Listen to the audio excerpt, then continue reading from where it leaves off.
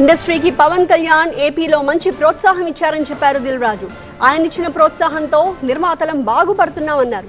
ఎవరికి వాళ్ళు సొంత లాభమే చూసుకుంటున్నారు తప్ప అందరూ కలవట్లేదు అన్నారు. రెండు ప్రభుత్వాలు ఇండస్ట్రీతో బాగున్నాయని చెప్పారు. అయితే ప్రభుత్వాలతో మాట్లాడే ఐక్యత తమలోనే లేదని ఒప్పుకున్నారు దిల్ రాజు.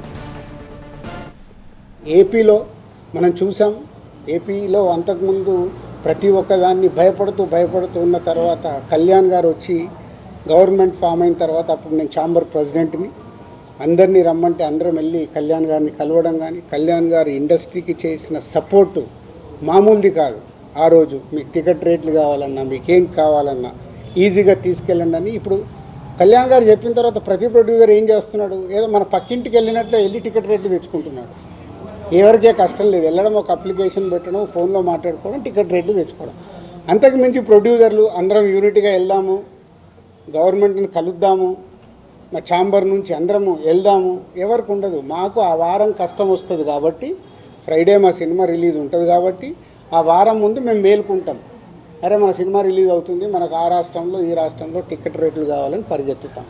బట్ అందరం కలిసి యూనిటీగా ఉన్న ప్రాబ్లమ్ని కూర్చొని సాల్వ్ చేద్దాం అని ఆలోచించేది మా దాంట్లో తక్కువ.